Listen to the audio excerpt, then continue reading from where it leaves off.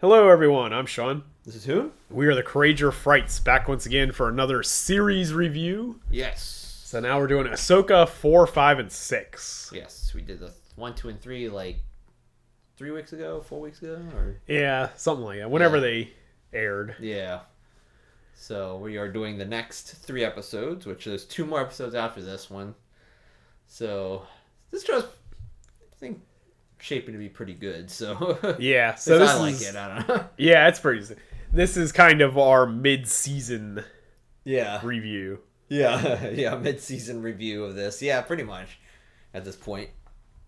All right. So what was going on in 4? Just to recap. 4 is called Fallen Jedi, which I believe that's the one where I guess after 3 they were like fighting in space or something, Yeah. and then they kind of went on the planet to try to keep them from finding where they're at, where that planet is that how that star map was at. Yeah. So I guess when they were trying to fix their ship, yeah, like they kind of knew that they were like out there, like Baylan Skoll and their group kind of knew that they were out there, so they sent out like assassin droids to like kill them pretty much. Yeah. And the Inquisitor, or that Inquisitor guy, I don't even know his name, but Marek or yeah, something like Merrick. that. The guy everybody thought was going to be somebody. Yeah, which was not.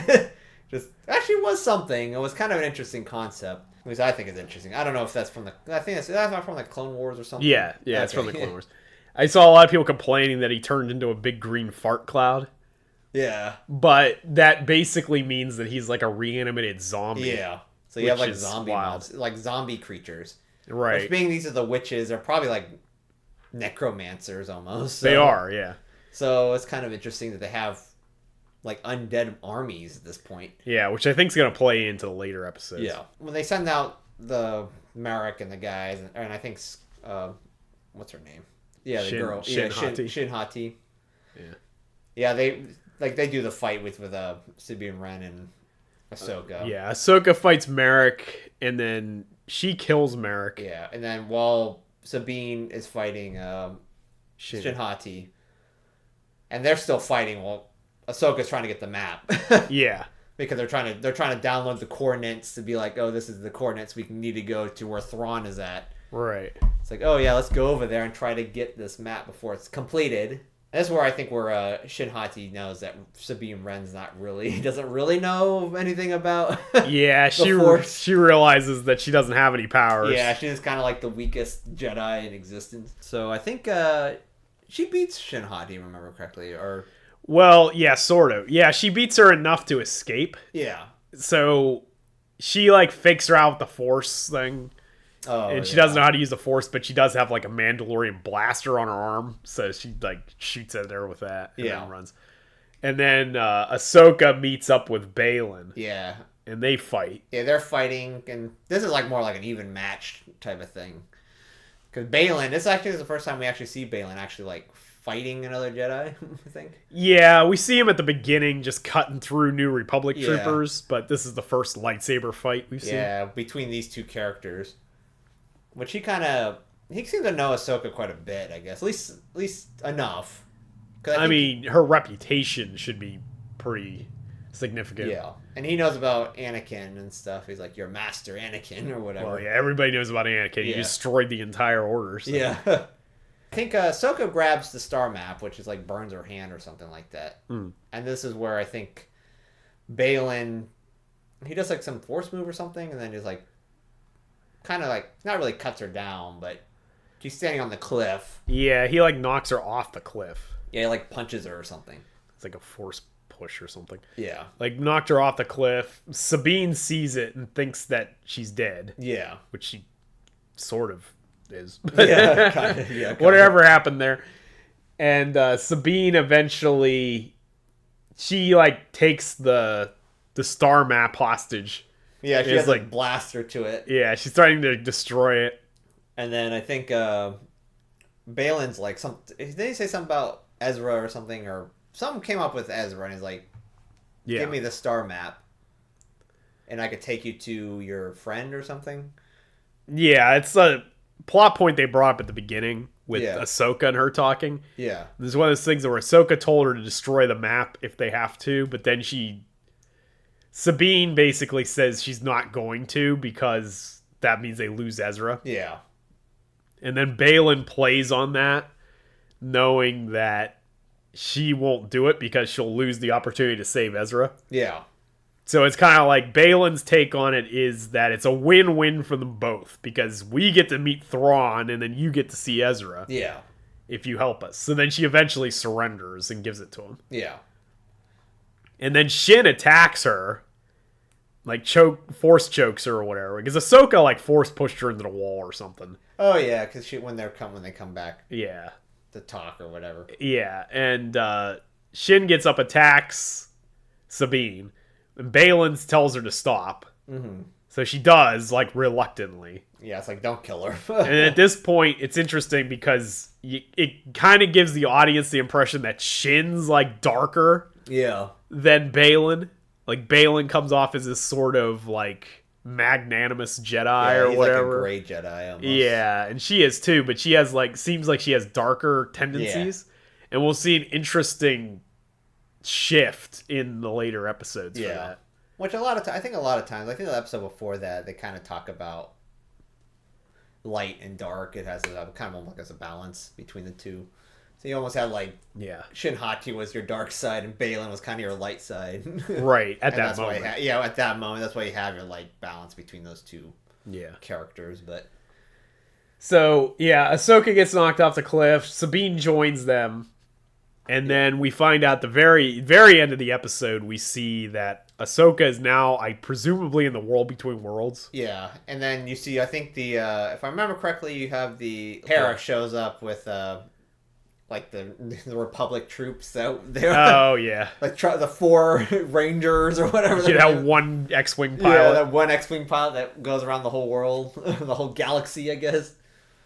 And because they're trying to stop her too, because this is from the third episode, going into this episode here. Yeah. So and then they hyper space jump to where Thrawn is. Yeah, and it destroys 2 of their X-wings or something. Yeah, kills 2 people. Yeah, along the way, and that's actually pretty much it.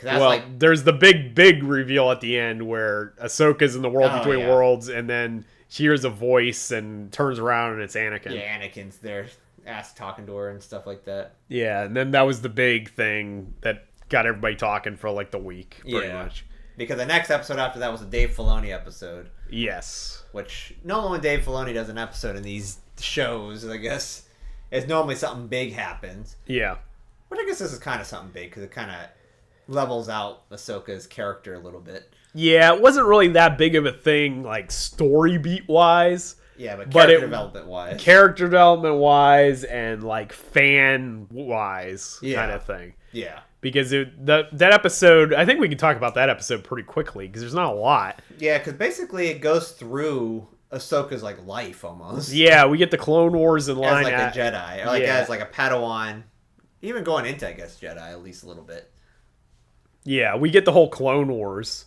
Yeah. Which is pretty cool. And I know a lot of people want to see live-action Clone Wars. Yeah, which I think with Ahsoka's character, I never seen Clone Wars, but this is reading off synopsises and stuff. Yeah. Apparently she kind of almost feels sorry for herself, or maybe even blames herself. She blames herself, for turning Anakin into or at least maybe she could have stopped that from happening. Well, she wasn't there when Anakin turned, and that's what she blames herself for. If she had stayed. Yeah. Because she got kicked out of the Jedi Order by Mace Windu. Oh, yeah. But then she later was exonerated because there was a bombing at the Jedi Temple, and they thought it was her, but it actually was another Jedi that framed her. And Mace and all of them were really hard on her. And then later they were like, oh, well, we're sorry. We apologize or whatever. And she's like, screw you guys. Just don't do it again. Yeah, and she just left. Yeah. The Order. Which makes sense. Right. But then she, in later years, blamed herself that she could have been there for Anakin when he was suffering and all that kind of stuff. And who knows? Maybe it probably wouldn't have changed anything. Yeah, because he was almost dead set at that point because the Emperor was kind of manipulating her. Right. Yeah, pretty much. So that's kind of the deal there. Yeah, we get all this Anakin and Ahsoka flashbacks. And you could kind of see Anakin turning into the dark side.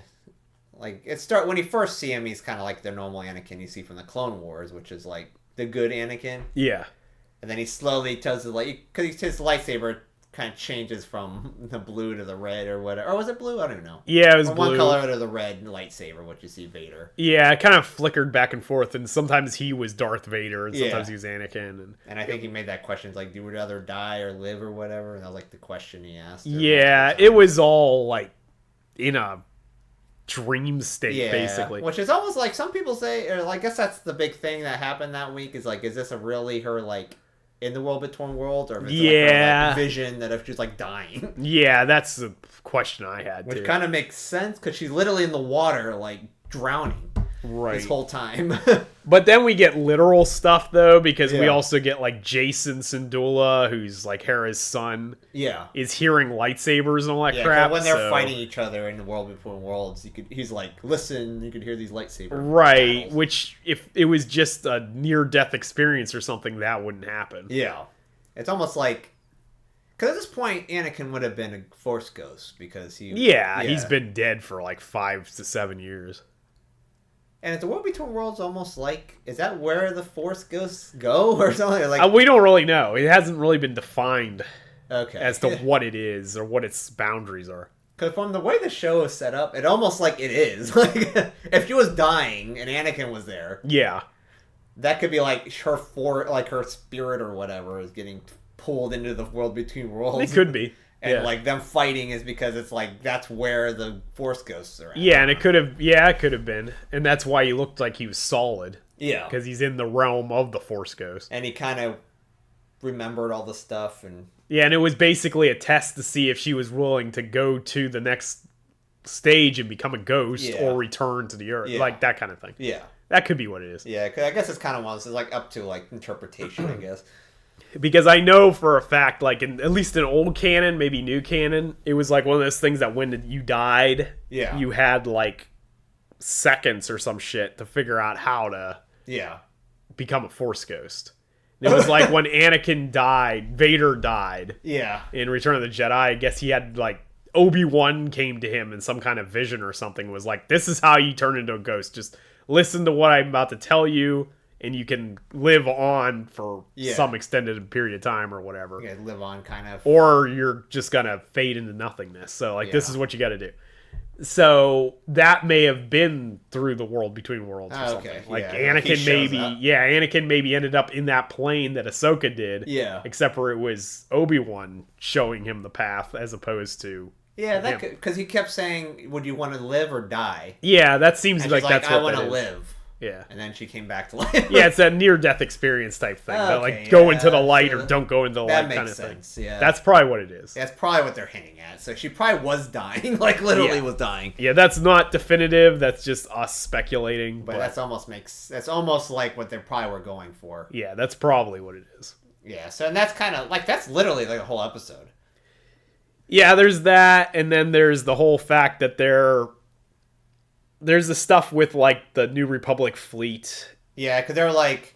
Because Hera basically disobeyed an order. Like, yeah, she went out there on her own. Yeah, she literally disobeyed their orders. It's like, don't go. And then, like, 3 cruisers go out there to get her back.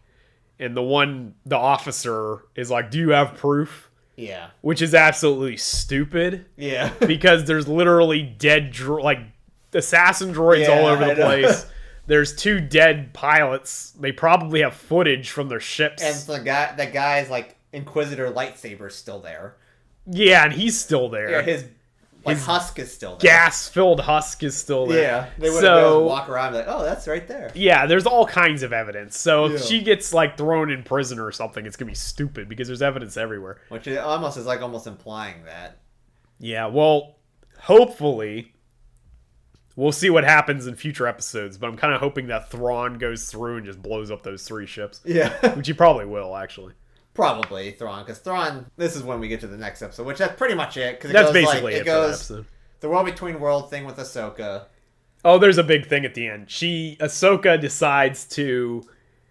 The way to get to the other galaxy is to be eaten by whales. Oh yeah, which I guess that's almost like, that's from Clone Wars, isn't it, or something like that? That's from Rebels. Yeah, Rebels. They get like the whales can go between two different galaxies, so yeah, they like migrate. Yeah, so it almost like that whale like.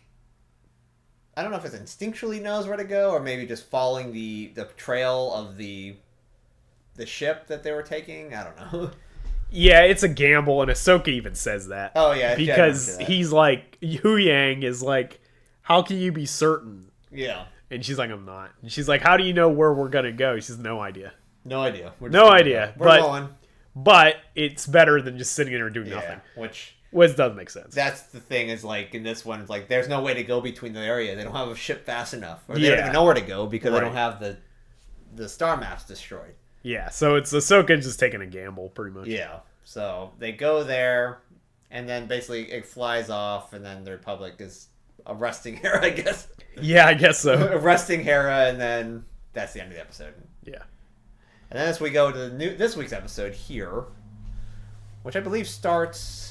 I think it starts with the origin stories of the galaxy far, far away thing. Yes. Yeah, we get Huyang. Yeah, Huyang. David Tennant tells us a long time ago in a galaxy far, far away. Because doesn't he say that's like a little book they talk about in the actual like Jedi Order, like the Jedi. Yeah, it's like the history of the galaxy, volume 1, 2, and 3 or something. 1, 2, and 3, and that's volume 1. I'm assuming he's going over again. Yeah, and that's a callback, obviously, to the intro of every Star Wars movie. But even further beyond, it's a callback to like George's initial idea, which was that like the Wills or something, which is like this group of like celestial watchers or something. Were regaling the events of this distant galaxy to us, and that's why it has a long time ago in a galaxy far, far away. Yeah, that was probably supposed to be narrated initially, and then they had text. Put text, make it more like Flash Gordon or something. Right? Yeah, probably. Yeah. So that's the only part with Ahsoka. It's like the very, very beginning. This was more like a Sabine Wren episode, and maybe even Balin's. It's like, because this is a Thrawn episode. Yeah, so the beginning part, Sabine's in a cell with no toilet. Yeah. And they're like, we'll take you to this place, and she's like, I want to see Ezra. Yeah. And he's like, then he doesn't even say anything, he just leaves. Yeah, they bring her out, and then Thrawn shows up. Yeah. And he arrives looking like blue Elon Musk. Yeah, with his blinged out Star Destroyer. Yes. It's like weird, like the ship's like destroyed at parts, and it's just like it's like rebuilt with gold. Yeah, he like seems, and he did the same thing with his troopers. Yeah. Which if you watch the subtitles, they're called night troopers. Yeah. Which I think is kind of a giveaway that they're probably like Merrick. They're probably dead. Yeah. And they've got like Night Sister energy in them or something. Yeah.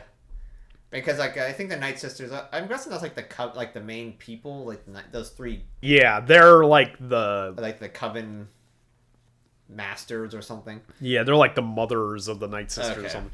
This planet and this other galaxy is the home world of the Night Sisters. Yeah. So that's actually, I guess, why Elizabeth was going there, because they were calling to her like across the galaxy or something. You saw our like visions or whatever that we sent to you. Right. So they come there, and they're not real happy about the Jedi, the Dark Jedi that are with them. And also the regular Jedi, I guess. Yes. That's where you kind of say that Sabine is actually a Jedi. Well, yeah, she reeks of the Jedi or something. And Thrawn comes out. Thrawn knows Sabine from Rebels. Yeah. And obviously Ezra, because Ezra and him were both exiled there with the Purrgil and all that kind of stuff. And he's like, I don't know these two though. Yeah, but he knows. Yeah, the guy says he's Baylan Skoll, and then Thrawn immediately recognizes the name, and he's like General Baylan Skoll of the Clone Wars. Yes. But then later in the same episode, he wants intel on Ahsoka. Yeah, I know. Even though he should definitely know who Ahsoka is if he knows who Baylan Skoll is. The only thing I'm maybe saying that is just because he's like, I just want to know everything about her type of thing. Even though he kind of knows a lot about her already. Just like, could everything. Yeah, which I'm kind of wondering if that's what it is, because it didn't make any sense that he would be like, I want everything on Ahsoka. Who's this Ahsoka Tano? Yeah. Who is this person? It's like, all right, so we get his army, which is pretty cool. They're kind of... the one guy had like a face mask. Yeah, Enoch. Yeah, he's like that, or I don't know if he or she is like some weird character that's like an actual face mask. Yeah, it looks like it's a Greco-Roman looking. Yeah, it's like thing. It's kind of jarring. Yeah, it was different looking. Actually, a lot of the troops there are definitely battle hardened. It looks like they look battle. He even said something about his troop. There's one scene there's one line in the episode where he's like, "We've lost a lot of troops." Yeah, well, their planet they're on is like metal. Yeah. Because it's like it's surrounded by the dead bodies of a bunch of whales. Yeah, because they go there to die. And much. Everyone on the planet's like bandits trying to kill each other. Yeah. It's an inhospitable wasteland that apparently is the home to some kind of dark power. Yeah. It's like the Sith power or something. It's like the dark. It's magic. It's not really the Force, but it's like a different way of wielding the Force, pretty much. And there's a big question there. But anyway, we get his army is like held together because they're all of his troopers look like they're all damaged. Yeah. And he's like kind of using gold to fill in the gaps, which is a Japanese art style. It's called like kintsugi. Yeah. And it's like where like if you drop a plate and it shatters, you can glue it together and they mix gold in with the glue and the lacquer. Yeah. To give it that all the cracks will have gold now. And the Japanese view like imperfections or whatever as beautiful because it shows like the history that object has had or whatever. Yeah. And if you take two identical plates and throw both on the ground, they're going to shatter in different ways. Yeah. And then when you put that lacquer and gold together, it's going to give a different pattern. So it makes two things that were the same now unique. Yeah. So that's definitely the style that they're going with for Thrawn's army. Yeah. So like that's pretty cool. Actually, the armor of the bandits look very samurai armor. Yeah, that's that one's true like too. Out of all of them, that looks like for sure. They look like samurai army. He's like I see like Hiroyuki Sanada wearing that. Yeah, that looked cool too. So they agree to Balin's initial plan, allegedly, which was to allow Sabine to go find Ezra. Yeah, he's like, we're gonna honor your request. I mean, right, which is obviously a trap. Yeah, but they give her like a wolf thing and provisions, and even like a map to where Ezra's at. Right. It's like I give you this where Ezra was at. Yeah, pretty much. Even though they claim they don't know where Ezra is. Like we have a map. We have a star map. Yeah, they tell him basically where he's at. Yeah. And she finds him in like 5 minutes, which tells me that either it's bad writing that Thrawn hasn't found him yet, or Thrawn doesn't care. Yeah, which probably doesn't care, because it sounds like Thrawn, he's like, I want to get out of this place. Yeah, he says that. He's like, our main priority is to get our ship out of this galaxy, and we don't care what happens to Sabine, Ezra, or Baylan and Shin. Which, that's another thing. He basically told her, is like, once we leave, you're trapped. You're stuck here. He's not lying. Almost like, it's almost like he's like, if you get back in time, you can be on my ship. Yeah, basically. It's like almost like what it sounds like. It's like, if you get back after you find Ezra, we'll take you with us, back with you. But once we're gone, we're gone. Yeah, except for that's a lie, though, because he says if she finds Ezra, that Baylan and Shin are to kill him. Yeah. Kill them both. And Shin doesn't like that. Like, she seems like she's not on board with all this, like, betrayal and deceptions and all that crap. Like, which is surprising because she seemed like the darker one 2 episodes ago. But now we're starting to see a shift where Baylan is starting to come off as crazy. Yeah.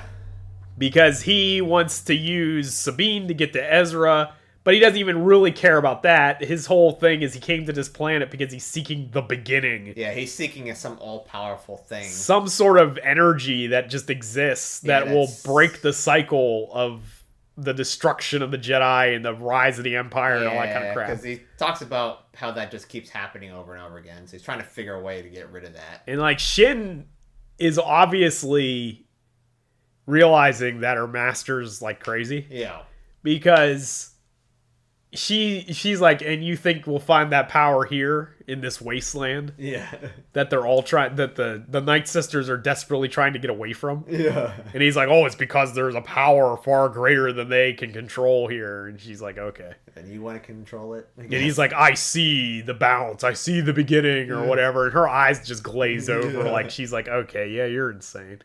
Yeah. And then she's like, well, I see bandits because that's what's up on the hill. There's like bandits everywhere. Yeah, and the guy's like, an enemy of my enemy's our friend or something. For now. For now. It's like, okay. It's like, all right. And then she asks him a bunch of questions about like the Jedi and Ezra. And he says that Ezra was trained as a Boken Jedi, which I guess is the term they use for like Jedi that were trained outside the temple. In the wilds or something. Yeah, so because they don't have really good training, I guess. Right, because the Boken is the Japanese wooden sword that they used to train, and the Jedi actually used like training lightsaber, like official training lightsabers TM. Yeah. But these guys out in the woods have to use a stick, so like I think that's why they're called Boken Jedi. Yeah, probably. But so Kanan Jarrus was the guy that trained Ezra. And he was a youngling, I think, during the Clone Wars. He survived, and then he taught what little he knew about the Jedi to Ezra. Yeah. And trained Ezra to be a Jedi. And he also trained Sabine a bit. Yeah. And he died in the not the Clone Wars, Rebels. Mm-hmm. And he's also the father of Jason Syndulla. So that's why he's Force sensitive. But Shin is like, oh, so Ezra's like me.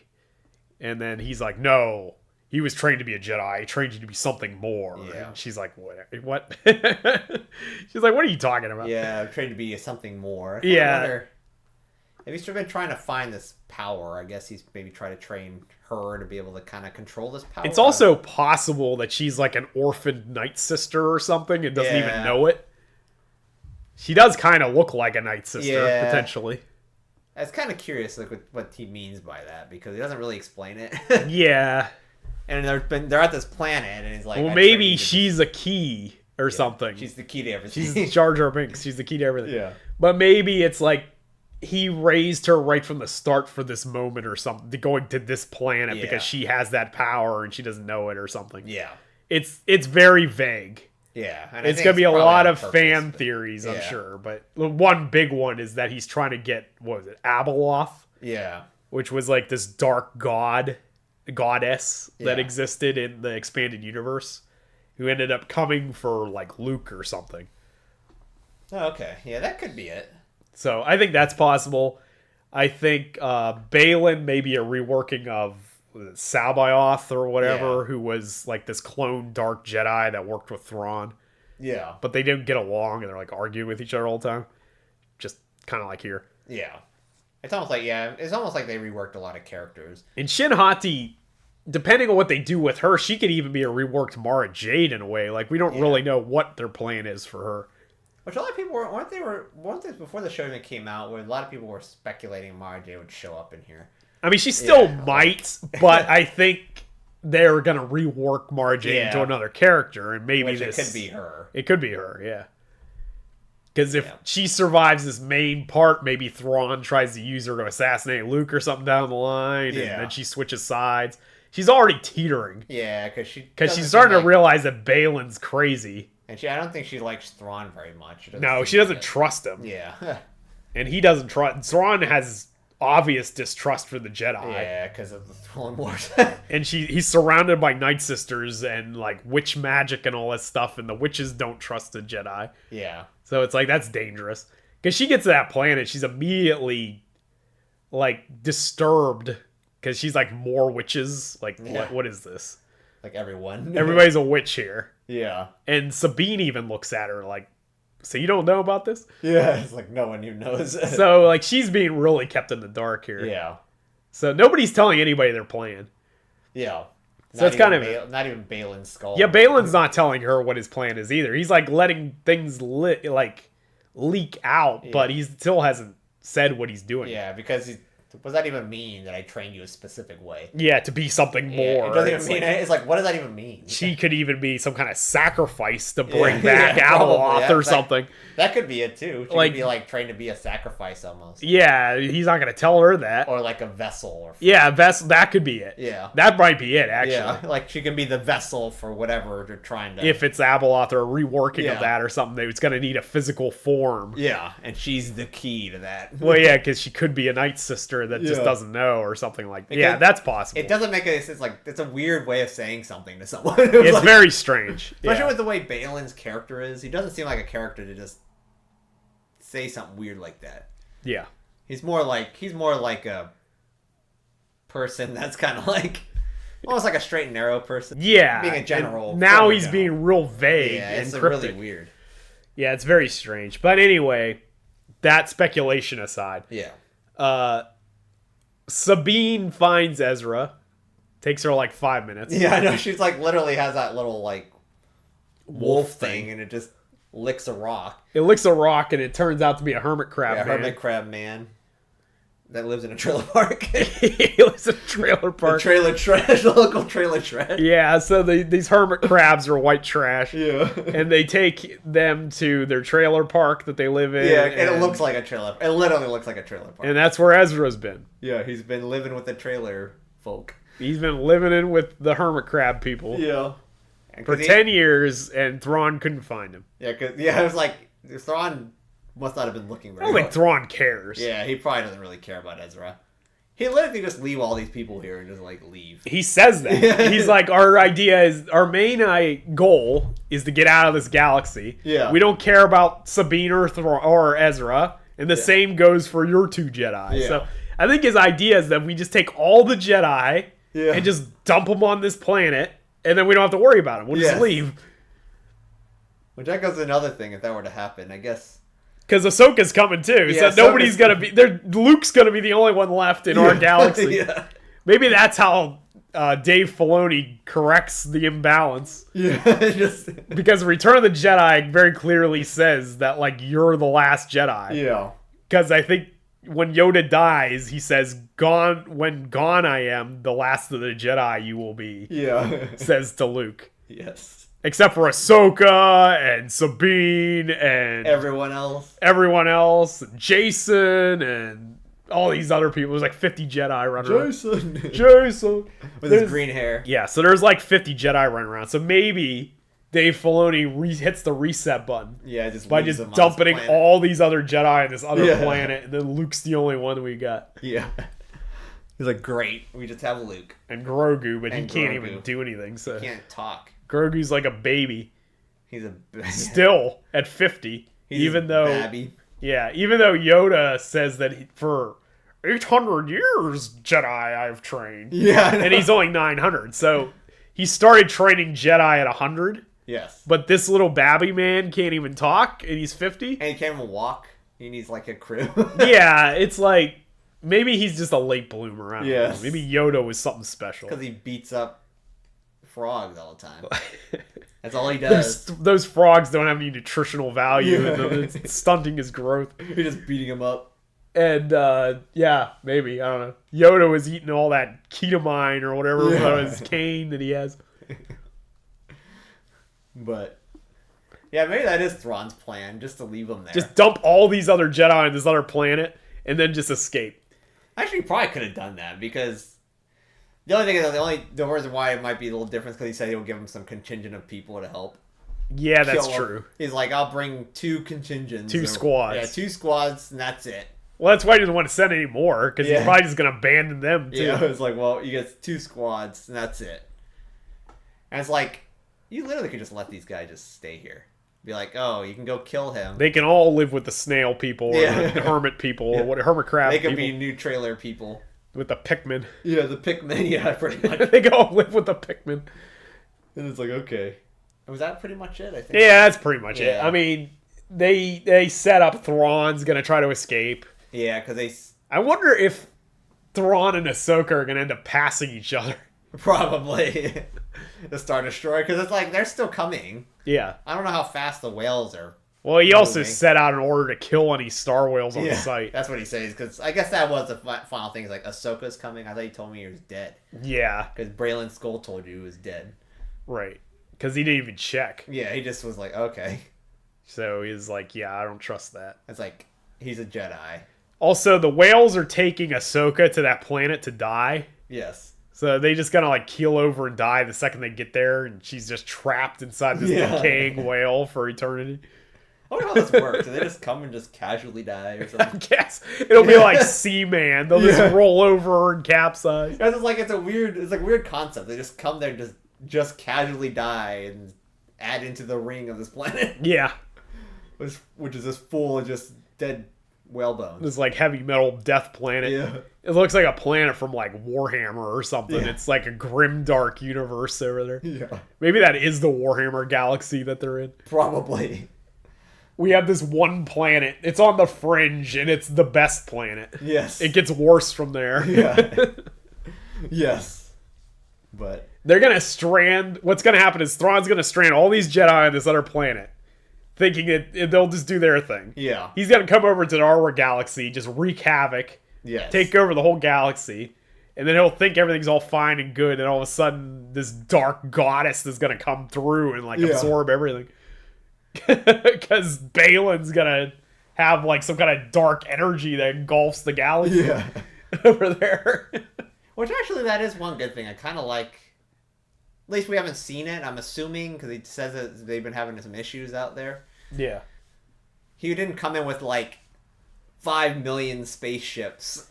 Yeah. Like just an armada of ships. Like Palpatine. Yeah. Has 10,000 Star Destroyers. Yeah, for no, it was like somehow he has those. Yeah, somehow. In like 5 years. I saw a meme that was really funny, and it was like, why is Dave Filoni making an entire show to explain how Thrawn returned? Yes. Doesn't he just know he could say, somehow Thrawn returned? Yes. Like, put it in Fortnite. Yeah. Put a message in Fortnite. Yeah. The message was heard in Fortnite. The message heard around Fortnite. Yeah. Which, that's another thing. It's like, when he gets back to our galaxy, I'm guessing they have, like, the little, all those other Imperial remnants. Yeah, they were in the last, like, second to last episode of Mandalorian. Yeah. Because they had all these little pockets. Yeah. And they're all arguing over what to do. And each one has their own, like, warlord army. Yeah. But there's one guy, Paleon. Yeah. Who's the guy from the Heir to the Empire novel. He's like his like right-hand man. Yeah. He's like the number 2. And he's like this guy, this old officer who's just like obsessed with the idea that, you know, all we have to do is wait for Thrawn's return. He's coming. And then when he does come, it's going to prove that he was the one that was right. And then everybody's probably going to rally around him. And I'm sure with the way the show's kind of set up, and you can tell the Republic is not fully... Well, they suck. Yeah, it's like not full. Like not everyone is fully with the Republic. They have like Empire people. Well, yeah, they have like people on the... It's like the Operation Paperclip or whatever. Yeah. They have like Nazi scientists like embedded everywhere. Yeah, and they just turn back into whatever, like the Empire, like easily. Yeah, pretty much. So like imagine people just pulling like ships out from everywhere. And bringing them in. But I don't know, it was like that many ships, though, to take over, like, the galaxy. Well, I mean, how many ships does New Republic have? That's true. Probably not that many. They're, like, tearing down old ships and turning them into their ship. Another possibility down the line, we're in, like, speculation mode here, but another possibility down the line is that this is just the beginning of the cusp of that new galaxy. Yeah. And if they start doing intergalactic travel back and forth... Yeah. Is something, some other entity in that galaxy going to take notice and come over here? Because one ship crosses every 10 years. Maybe you don't notice.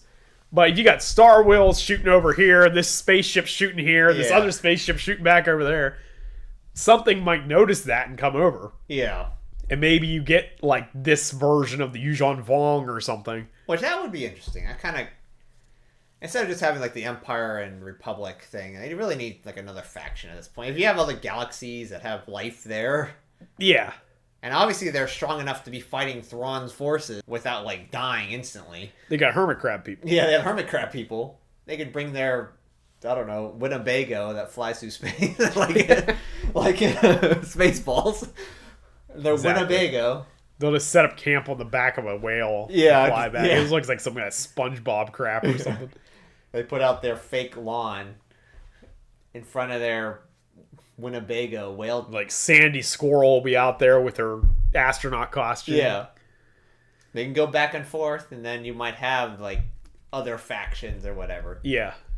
Because it's like, I'm assuming the galaxy is pretty large there, and they probably have their major players. We've literally seen one planet on the very tippy edge of that galaxy, so we don't know what's out there really. And that whole group is like witches. So this whole group is the one and only planet we've seen. Is like a nightmare world. Yeah, they literally have statues that have like Junji Ito faces on them. Yeah, it's like a horror world. Yeah. Like I said, it's like Warhammer 40K. Yeah. Like it's grim dark galaxy. I imagine they're probably, if they have like statues and stuff like that. Yeah. I'm sure they've expanded out. And they're, as far as we know, they're the only ones that came across to our normal galaxy. Yeah. Is the Night Sisters. That's the one thing that came over from there. It's like, that's pretty messed up. Like, they're like the darkest thing in Star Wars. Yeah, pretty much. Because they're like, have necromancers and stuff. Yeah. They're like necromancers. So. And like voodoo magic and stuff. Like, Mother Talzin was once shown to, like, put a voodoo spell on Count Dooku from like across the galaxy. So like their power is pretty impressive. Like Palpatine feared them at one point. Which is almost like he uses their magic with... He does. Yeah. He actually used their magic to open the world between worlds at one point. Or try to. Okay. So... Which is... But it's pretty powerful if we can do that. That also maybe goes to the point that you raised, or one of us raised earlier in this, that the world between worlds was accessed because of the near-death experience. Yeah. Maybe the only way to get to the world between worlds for a Jedi or a Sith is through death. Yeah. Well, actually, just a Jedi. A Sith, I don't think, can be a Force ghost. Yeah, because I think they just die. Like, they literally just... But for a Jedi, they can access the world between worlds, but it has to be, like, near death. Yeah. Or if there's like an opening. I think Ezra was able to do it somehow, but it was like some kind of special opening. Although his name, had like a portal or something. His literal name is Ezra Bridger, so that's probably literal. Yeah. Just like Darth Vader, Vader meaning father. Yeah. So it's probably some literal thing. Like maybe his ability is he can bridge between the world of the living and dead, or whatever. But maybe the Night Sisters can access it whenever they want because they have this ability to resurrect the dead. Or to do some sort of ritual or something. Yeah, because they use like dead magic or whatever. Yeah, so. That probably is true, actually. So they probably have access to that because kind of thing. They can just pull up zombies. Yeah.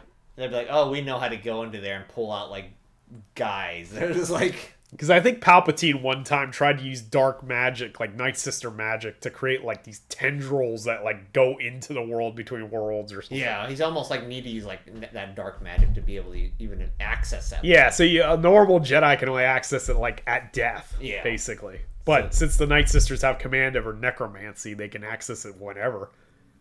Yeah, I think we've pretty much like unlocked this. We found the key to it all. Key to it all. So that's the reason why. So it is like a world of death. Like pretty much. The death world. It's Death World. Yes. Possibly Death Galaxy. Yeah, Death Galaxy, and this like whole area is just just gets worse from here. It's like the 7 circles of hell at this point. Cthulhu's like at the center of the universe or something. Which at this point, it seems like it's going to be that. It might be some kind of Lovecraft thing. That Abeloth thing looks like a Lovecraftian creature. Yeah, it looks like a weird monster. It's like a Junji Ito face, but it's got like tentacle fingers. Yeah, it's like, this is from Star Wars? Yeah. This is in Star Wars. Not my Star Wars. Not my stars. But it's possible. Obviously, this is all speculation. We're probably completely wrong. Yeah. But that's just a guess. And it's not... I'm not the only one that came up with it. I mean, there's a lot of fan theories floating around. But just watching this one, it almost seems like, like this series, it almost seems like it's that. Yeah. Because what's the point of even doing the world between worlds and all that stuff if it doesn't play in somewhere? And showing, like, Anakin again and everything else. It's like, obviously, he's dead at this point, so... Yeah. But I'm sure they're going to want to keep using him. Yeah. Because I first thought... I was talking to one of our friends, and he was talking about how he'd like to see a Clone Wars show, but it's too expensive because of de-aging. Yeah. But I saw behind-the-scenes footage of them, and Anakin looked exactly like he did in the show. So I think all they used was makeup on him. Yeah, because... I think it was makeup and minimal CG. Yeah, because... I don't know the actor for Darth Vader. Hayden Christensen. Oh, yeah, Hayden Christensen. He looks pretty young anyway. Like, yeah, he's like in his 40s. He's got some wrinkles here and there, but otherwise he looks like kind of depends on what the lighting is. Yeah. It kind of looks... I mean, it doesn't look like old or anything like that. He's not nearly as old as some of these other guys. Like, you can't... He's not like Steve McQueen, like as a teenager or something. It's not the Blob where a 35-year-old man's playing an 18-year-old. Yeah. But not like that. This is like where he can kind of look like he's definitely...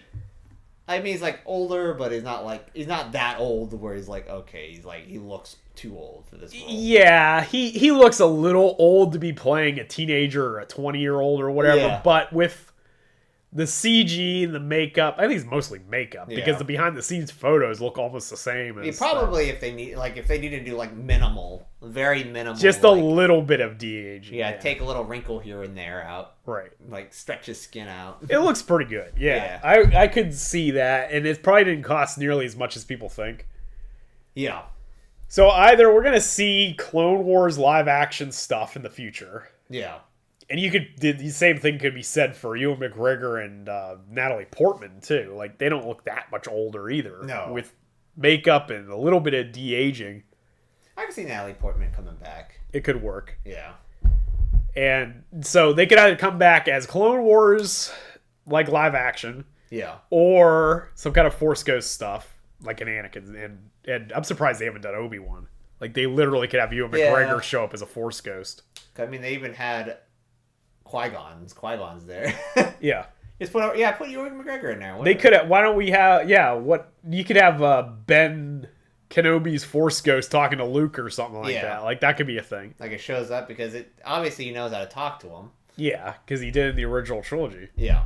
And that actually ends in Heir to the Empire. Like, that's like the second chapter of that book is Ben coming to Luke and saying, look, I gotta go. Like, the connection's not holding anymore. Yeah, because I'm like old. I was like, this is too like. It was a temporary thing. It wasn't like permanent. It's like I'm finally dying here. Yeah, but who knows what it's like now in new canon? Yeah, because it almost like they're probably gonna keep it to where they can be forever or something. Yeah, they took all that out. Because they could do more with Anakin as a Force Ghost or whatever, like something. Yeah. So, and he keeps Hayden Christensen in there because, like I say, he kicked ass. Yeah, in that he's really. Too. It's obviously he probably kept up with his like training or whatever. Because he was pretty good lightsaber wise. Because I know, like, if I was cast as Anakin Skywalker, I'd be swinging my lightsaber around in my barn in Canada for like the rest of my life. So because his like choreography was good. Like, yeah, it was good. He looked so much better than Rosario Dawson. Yeah, Rosario Dawson was kind of like, it was a little stiff. The other girl, Ariana Greenblatt, who's actually the girl from 65. Yeah. The dinosaur movie with Adam Driver that we actually liked. We had a review on the channel for that one. She is the one playing young Ahsoka, and she actually was pretty good. Yeah. She looks almost like Rosario Dawson. It's really weird. Yeah. It's like a young Rosario Dawson is her. It's really weird. That shows how much heavy makeup and stuff there is for Ahsoka. Yeah. That's what it says, like... And a character like Ahsoka, you don't have to worry necessarily about, like, race and stuff. You're looking at, like, bone structure. Yeah. What the person's face looks like. Yeah. The way their physical structure of their face is. Yeah. Just make it kind of similar. Yeah, because they're orange, so... Yeah. It's not... All them orange people running around. Yeah, so it doesn't really... Like, anyone could play that character. They just have to physically resemble... the other person, like just like the character or whatever, or the person, and she looks very similar to those.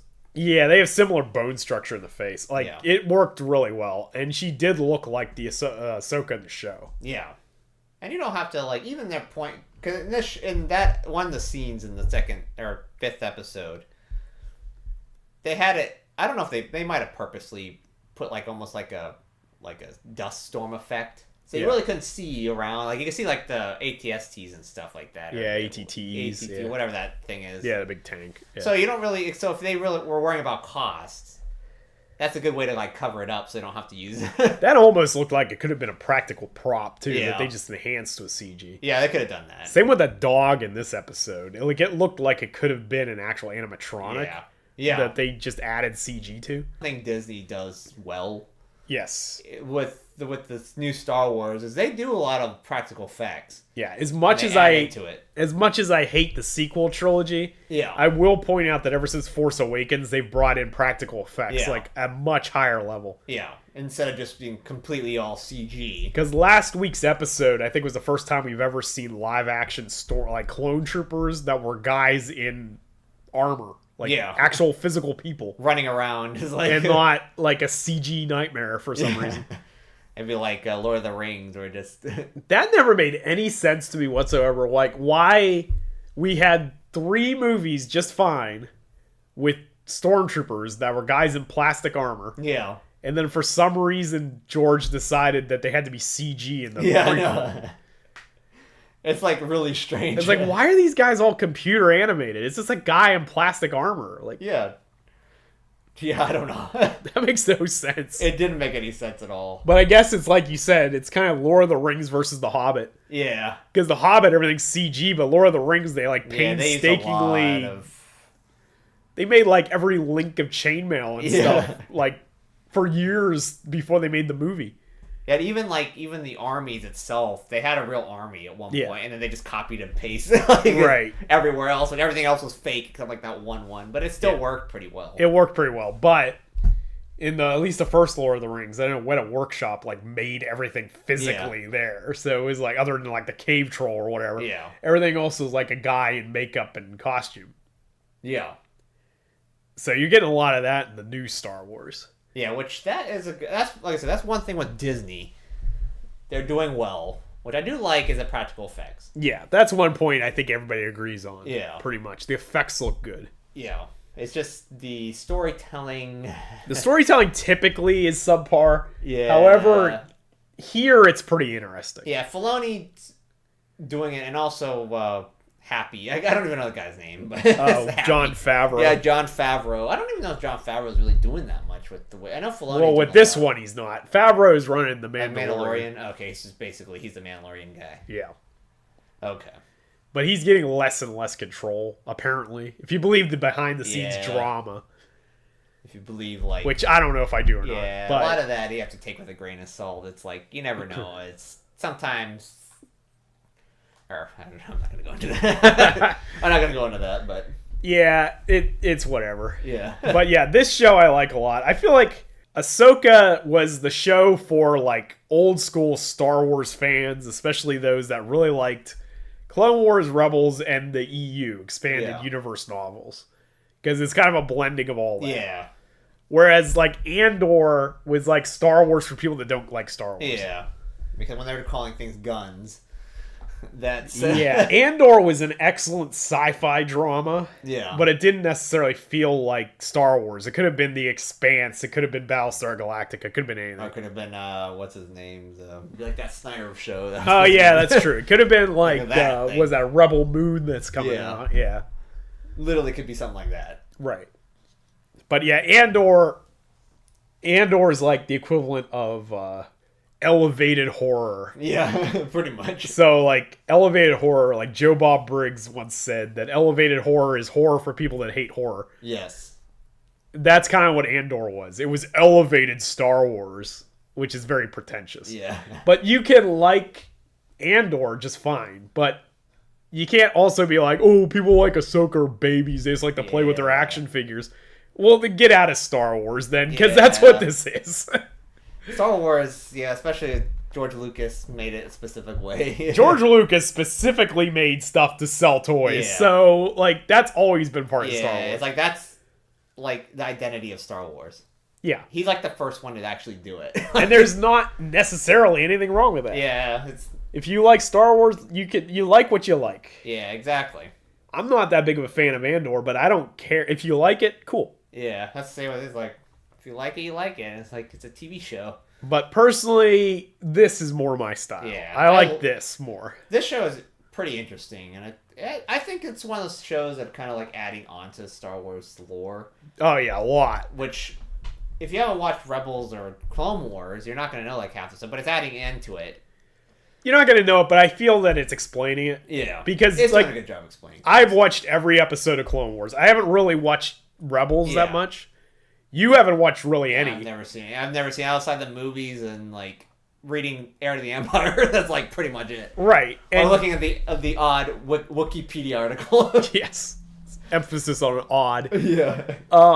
Yeah, but you don't seem to be that lost. Yeah. I'm following that along pretty well. They explain it pretty well. Like, we just had a conversation that went on for however long this video is. Yeah. I was dropping, like, all kinds of, like, obscure lore. Yeah. And you weren't lost by what's going on. Because the show has set it up. Yeah. Like, even if you don't know the minute details, you still have an idea what you kind of know the context of what's going on. Right. And I don't know everything. Like I said, I never watched Rebels, and I know what's going on. They did a pretty decent... That's one thing this show, I think, did pretty decent. Like, those first couple episodes, like, explain the characters. Yeah, they explained... Like, who Sabine Wren is. Yeah, and who Ezra is. So we know, like, we kind of, like, at least know who these characters... They have a relationship. Okay, like, even if... Yeah, exactly. Like, even if you've never seen the show, when Ezra was revealed... Yeah. It was like, oh, that's Ezra. Yeah. Neither of us were like, who's that? Who's that? Yeah. Who's Ezra? It's like we both knew who it was the second we saw him, even though we probably saw a picture of Ezra somewhere. It was like that. To me, not knowing anything about any of that stuff, the only Ezra I knew was Ezra Miller. Yeah. That's the only Ezra I knew. They sent her out to this place, and it's like, oh, here's his location, and then it's actually Ezra Miller, and then they just leave. Oh, that dark energy. The dark energy. I guess that is. It's the Dark Flash. Yeah, the Dark Flash, yeah. He's out in the middle of this planet. Yeah. Surrounded by whale bones. Yeah, exactly. And then she finds Ezra Miller, and then Thrawn just leaves. Yeah, it's like... She's trapped there forever with him. Like, great. It's like, great. And he's just running around in circles, doing that weird thing from the Flash. Exactly. But yeah, this show is very interesting. Who knows where it's going to go? Yeah, because there's 2 more episodes left. I'm wondering if the last episode is Thrawn actually leaving this It could planet, be. going back to the other galaxy. It could be. Because it's almost like it still has some legs of where they're at now, because they need to explain some things. Yeah, at the very least, the next episode I should explain what Balin's doing. Yeah, what his motivations are, what he's actually there for. Right. And maybe he's gonna, since he's gonna, I'm assuming he's gonna talk to these bandits or something at one point.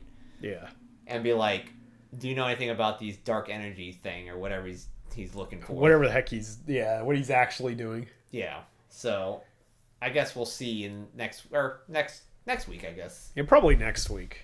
Yeah, because it's like next week, and then maybe the last episode, probably Thrawn leaving, I'm assuming, and going back, or maybe it shows him like going into, like, it's probably gonna show. I can see like the camera angle being like him going into, like, in the first scene in Star Wars, where it shows it like just flying, and it looks like he's going into the galaxy. Yeah, it could be that. I could see them doing that. I could see them all banding together at the end of 7 to stop Thrawn. Yeah. And then they all get together to stop Thrawn in 8. Yeah. They have like this epic battle with Thrawn, but then they fail. Yeah. And then Thrawn escapes at the end of 8. And they're all stuck there on that planet. And that's like how to get over there. The big cliffhanger. Which these shows, isn't this like, you have Ahsoka, was like the start of this, like, and Mandalorian are the 2 shows that are starting like this big. Yeah, and Book of Boba Fett, but that might have just been a one-off. Yeah, and then it's going into the final movie, which is the Dave Filoni movie. Right. With Star Wars. Which is probably the big Thrawn battle, actually. Like the final battle with Thrawn. I wonder if is there another episode of Mandalorian before this one and the next one? Another season? Yeah, another season of Mandalorian. Probably. I think I'm pretty sure they greenlit the 4th. And the 4th season, and probably before the movie that's supposed to come out, which is like the culmination of all these shows. Of this arc, which is probably the Thrawn arc. Yeah, the Thrawn arc. So, like, the Heir to the Empire. Yeah, basically. I mean, Ahsoka even called him the Heir to the Empire in the one episode. So, yeah, I wonder if... Yeah, I can see that. I can see them getting stuck there. Like, they can literally be stuck in this planet. Like, it's like, it's kind of where they explain that they can get stuck here. If we're gone, we're gone. Because then they actually could tell Heir to the Empire for a bit. Yeah. Because all the Rebels characters and stuff will all be gone. Yeah. And then you could be telling a kind of a mild reworking of Heir to the Empire. It was like Luke or something. Luke and Han and Leia and all that stuff. Yeah. Because that's who's the main characters. Yeah. And Akbar and like all that stuff. That's in Heir to that. This is in the novelization. Right. They are actual main characters. Yeah. This is where you actually see Mara Jade. Mara Jade first shows up in the Heir to the Empire. Right. That's like, and she's like the very popular character in the Star Wars universe. So. Right. Yeah. So it's either we're gonna get actual Mara Jade, or like Shinhati or somebody. Shinhati becomes Mara Jade. Yeah, it's like because she gets like betrayed by Thrawn or something. It's like, I don't want to do this anymore. Yeah, pretty much. Or finds out what Baylan Skoll's actual plan for her is. I think, yeah, your theory or my theory or whatever, that she'd be like a vessel for this dark god or something. She doesn't want to do it. That's probably could be what it is. Yeah. So yeah, it's gonna be interesting. Yeah, it's an interesting time for being a Star Wars fan, I would say. Yeah.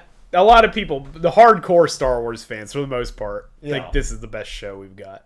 Yeah, I do agree with that. Possibly the best thing we've got from Disney. Yeah. Well, I would say it's probably one of the best things on Disney Plus. Show-wise. Yeah, I would say. All right, so I think that's going to do it for our rants about... Yeah. It wasn't really a rant, but rambling. We were on topic this whole time. Yes, that's true. Yeah. We didn't get off topic. We didn't talk about like the Hasbro Cinematic Universe. Exactly. Even though Hasbro owns the rights to Star Wars toys. So we could have actually done a segue here, but we didn't. We were good.